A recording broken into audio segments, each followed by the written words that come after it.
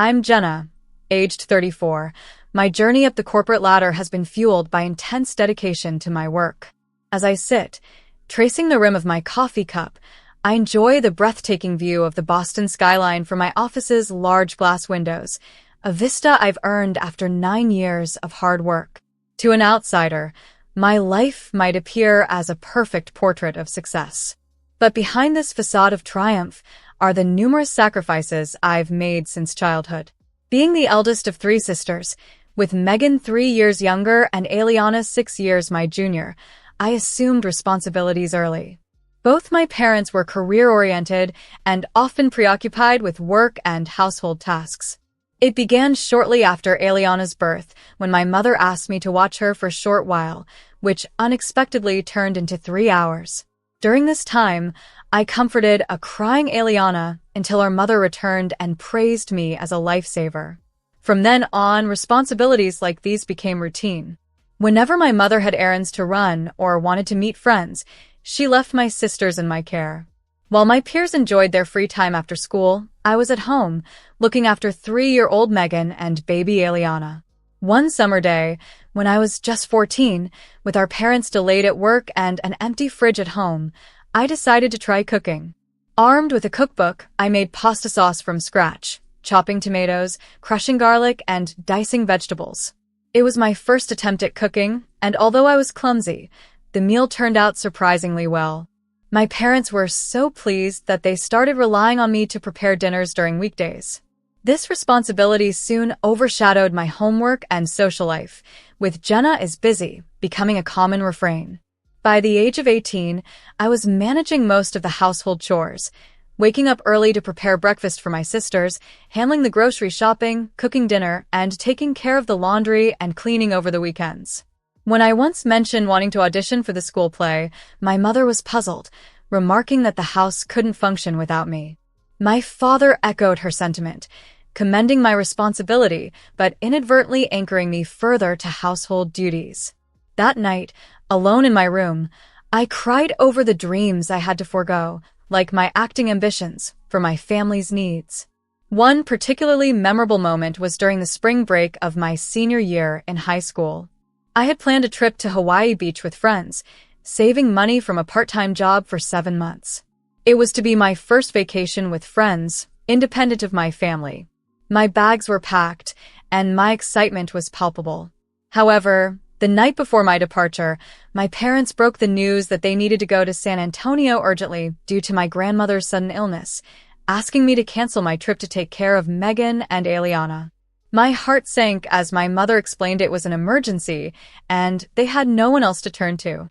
When I suggested asking Grandpa for help, my hope was dashed as he was unavailable. My parents assured me they would cover the cancellation fee for my plane ticket, reiterating their trust and reliance on me to manage the household in their absence. Throughout my life, each step up my career ladder at Powell Corporation has not just been a professional achievement, but a testament to the resilience and dedication instilled in me from those early days of managing household responsibilities and sacrifices. Ultimately, my dreams of Hawaii were shattered when I received cheerful photos and videos from my friends who were there without me. That weekend, which I spent caring for 18-year-old Megan and 14-year-old Eliana, extended unexpectedly into a full week. It was later that I discovered my parents had not gone on an urgent trip as they claimed, but had instead attended a couple's retreat.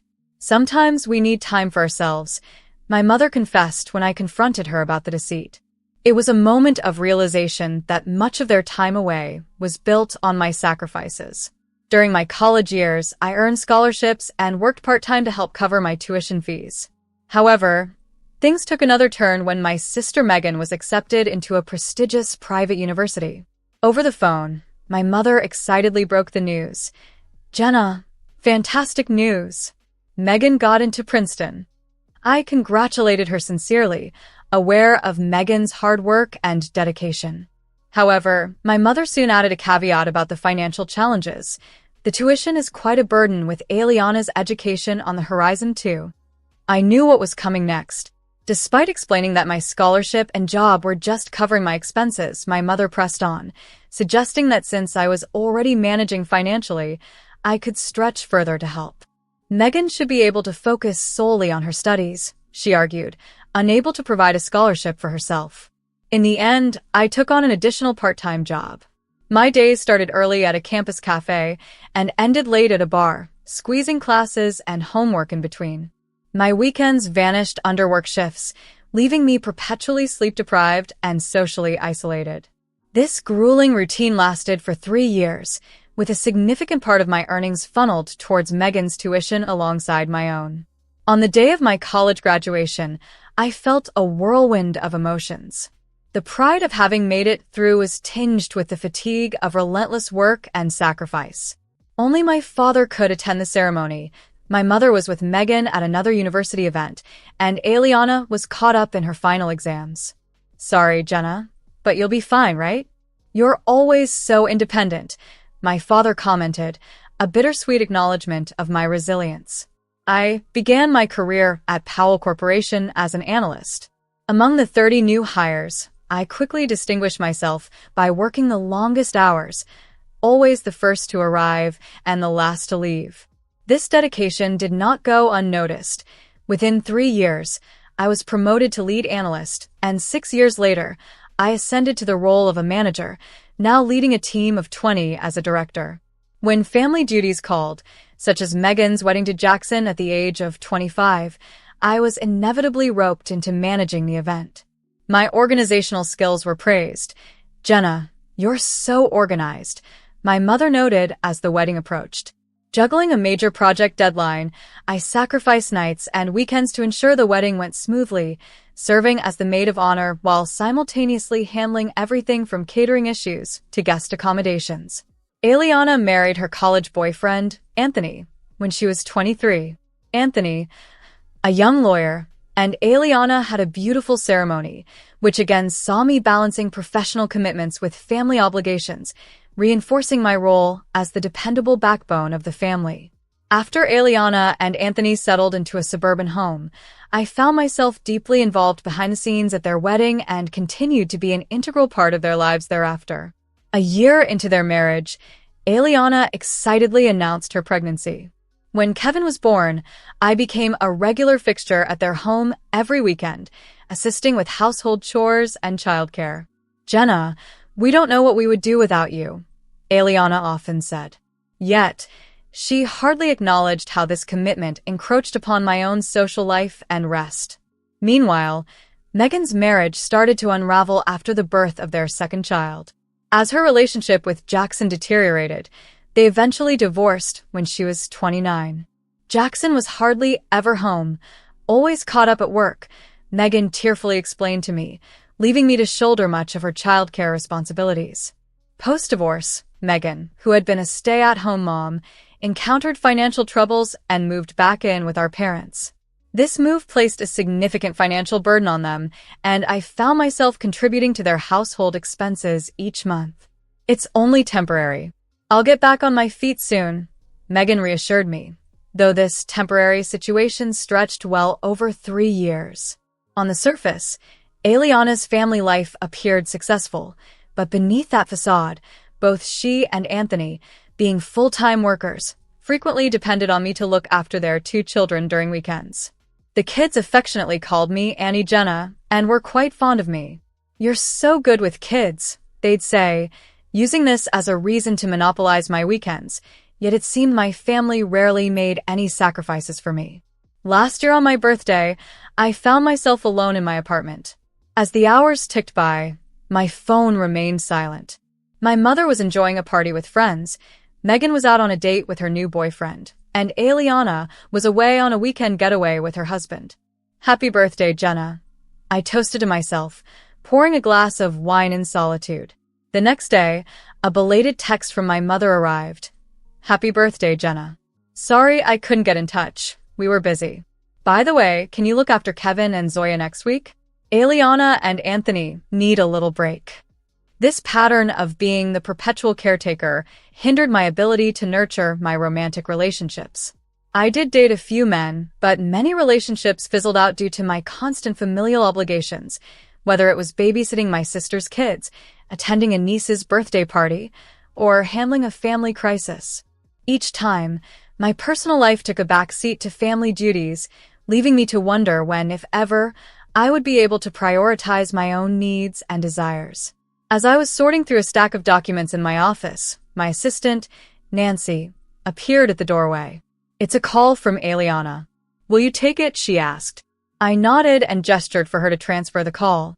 "Thanks, I'll take it," I said, focusing back on the documents. "Jenna, how are you?" Eliana's voice came through the speaker. "Do you have a moment?" "Of course," I replied, pushing aside a report to give her my attention, though I was still glancing at the quarterly figures. "Mom's turning 59 in 5 months, and she's also retiring," Eliana began excitedly. "I want us to plan a special trip for her.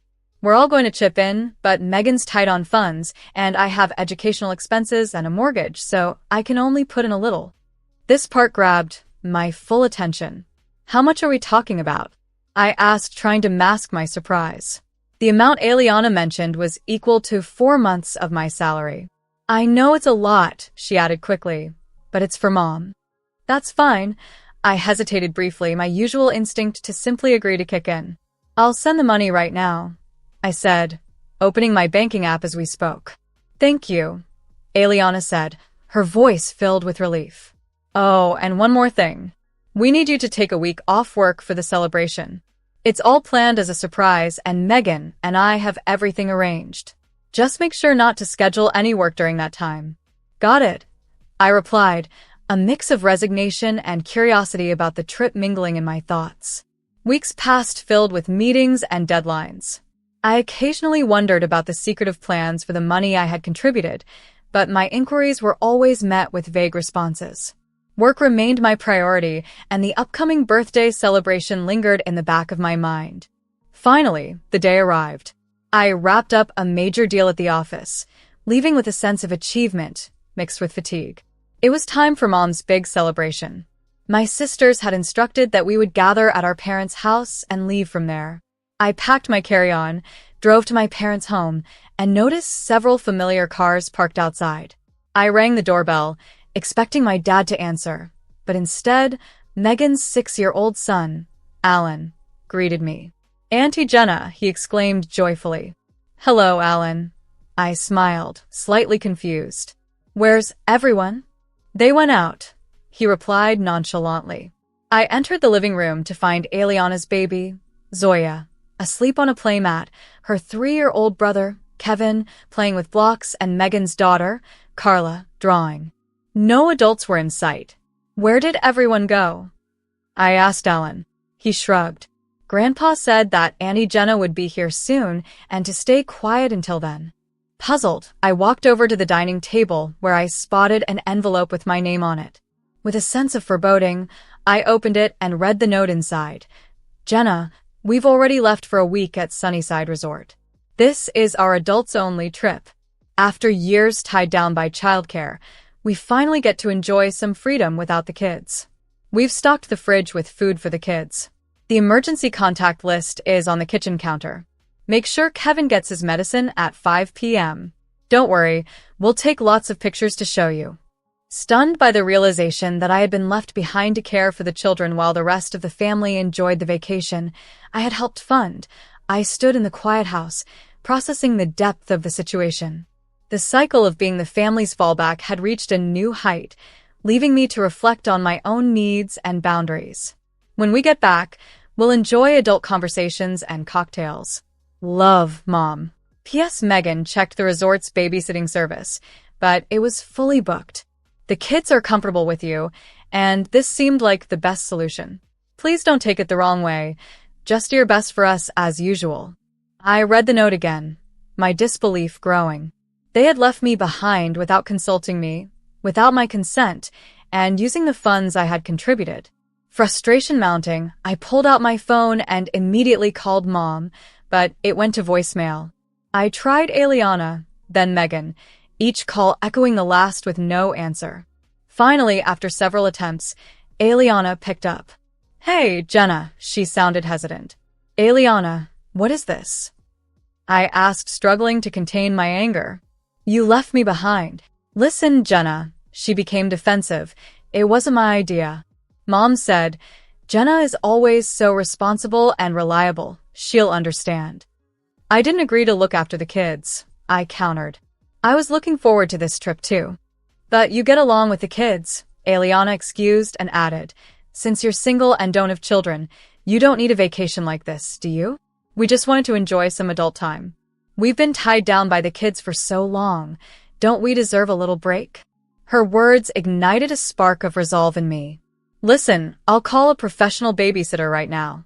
That way, I can catch a flight and join you. That won't work, Eliana exclaimed. We can't leave the kids with someone they don't know. Kevin gets anxious around strangers, and Zoya is still a baby. Honestly, we just want some time away from the kids. Jenna, please can you watch them for us? Just like you always do. Just like I always do. I repeated, the realization dawning on me. Yes, you're always so dependable. Ever since you were little, she said casually. You've always done everything for us, I replied, my voice low but firm. Yes, always for everyone. But, Eliana, this time it's different. I won't do it. What do you mean? Panic tinged Eliana's voice. I'm calling a professional, I stated firmly. For the children's safety. Jenna, stop, she tried to interject, but I hung up the phone. My hands were shaking, but my resolve was clear. I called the local police and explained the situation. Then, I contacted the National Child Abuse Hotline, which promised immediate action. After that, I sent the same text message to the entire family. The children have been left unsupervised. I have reported this to the police and Child Protective Services. I suggest you come back immediately. Within minutes, my phone began to ring incessantly. I ignored the calls and instead focused on the children, ensuring they felt safe and cared for. About an hour later, a police car pulled up to the house. 2 officers entered, followed shortly by a social worker from Child Protective Services. I explained everything to them as the sun began to set. Suddenly, the front door burst open, signaling the hurried return of my family. As my panicked mother and the rest of the family, Eliana, Megan, and others, rushed into the house, confusion and anxiety were written all over their faces. Jenna, my mother cried out, her voice echoing through the hall. What have you done? An officer stepped forward, his demeanor serious. Are you the guardian of these children? He questioned. Flushed and clearly flustered, my mother replied, Yes, I'm their grandmother. What happened? The situation of minors being left without proper supervision was reported to us by Ms. Jenna, the officer stated firmly. She did what was legally appropriate by notifying the authorities. My mother faltered, attempting to defend the decision. Jenna was supposed to take care of them. She agreed. No, Mom. I interjected quietly. I didn't agree to anything. You all just assumed. A social worker then stepped in, requesting identification from all the adults present. They were asked to follow the officers to the station for further questioning. After hours of discussions and clarifications, during which I stayed at home with the children, my parents and sisters were charged with child neglect. The children were temporarily placed under my supervision.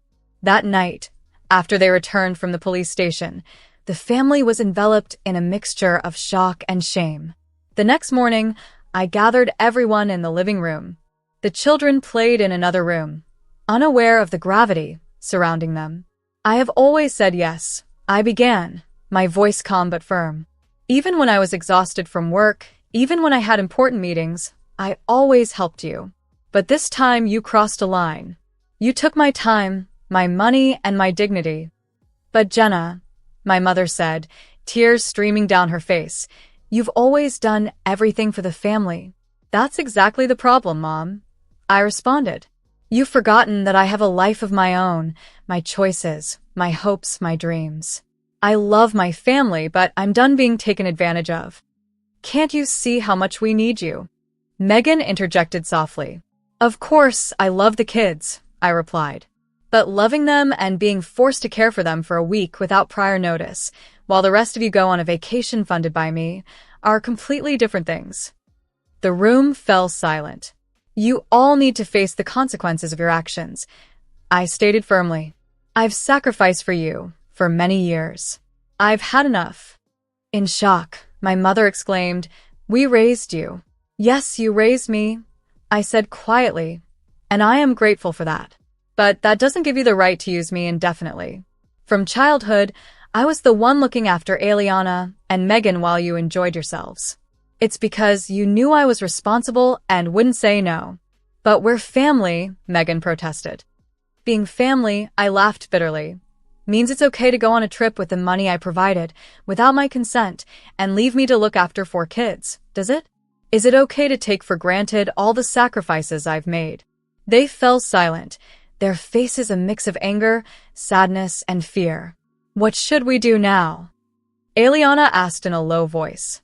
"That's for you to figure out," I replied. "I'm going to live my own life."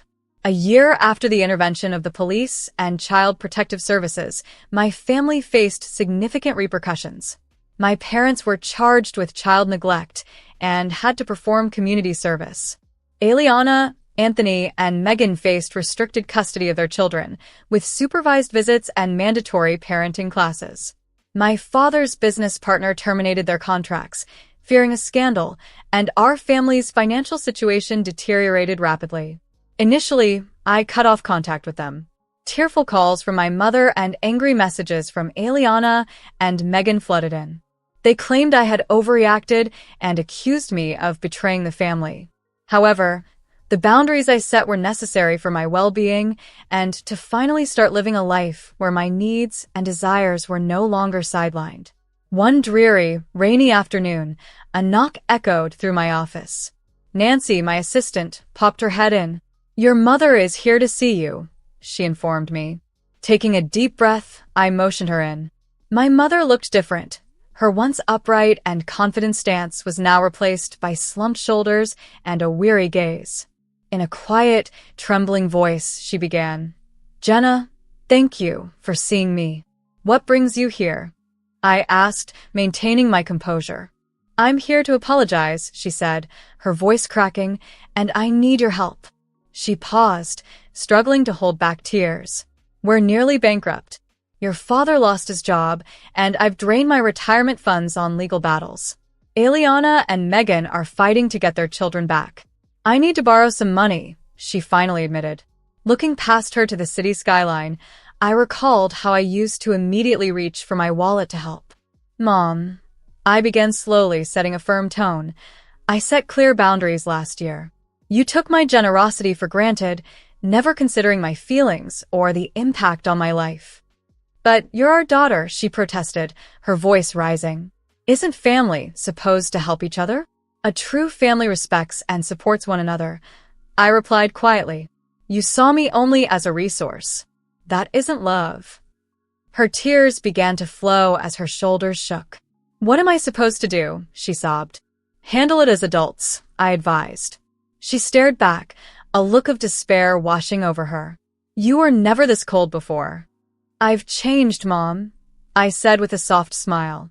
"I've learned to value myself." After she left, I sat back and thought about everything. That day was a turning point for me. I reassessed my priorities, emphasizing my career but also cultivating new friendships and valuing my time more. I started volunteering, genuinely connecting with those who needed help. I occasionally wonder about my family, especially the kids, but I stand by my realization that night. Saying no can be a powerful affirmation of self-worth. Protecting my boundaries is a deep form of self-love. My desk is now cluttered with documents for a new project, and I have a European getaway planned with friends. I've embraced the freedom of living life at my own pace, cherishing this newfound independence more than anything else.